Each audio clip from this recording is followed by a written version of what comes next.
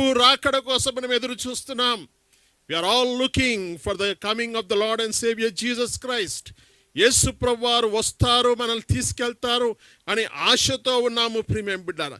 ఈ దినాన మన జీవితంలో మనం ప్రభు రాకడ కొరకు సిద్ధపడాలంటే మన జీవితంలో ఉండవలసిన కొన్ని గుణాలు, ఏ విధంగా మనం జీవించాలో మన జీవితంలో కొన్ని విషయాలు మనం జ్ఞాపకం చేసుకుందాము ప్రియమైన బిడ్డలారా. మనము ఈ భారతదేశం నుండి వేరే దేశానికి వెళ్ళాలంటే మనకి ఏం కావాలండి? పాస్పోర్ట్ కావాలి, తర్వాత వీసా కావాలి కదా. వీసా లేకుండా మనం ఈ దేశం నుండి వేరే దేశానికి వెళ్ళలేము ప్రియమైన బిడ్డలారా. మరి ఈ దినాన్న మన జీవితంలో ఈ లోకము నుండి పరలోకానికి వెళ్ళాలంటే ఏం కావాలి? ఏం కావాలండి?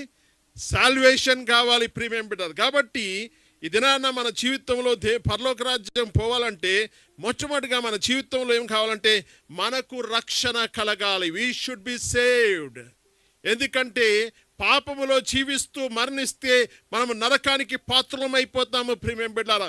కాబట్టి ఈ యొక్క ఉదయకాల సమయంలో ప్రభు మాట్లాడుతున్న మాటలు ఏంటంటే అందరూ అంతటను రక్షణ పొందవాలని దేవుని యొక్క ఆశ ఉన్నది.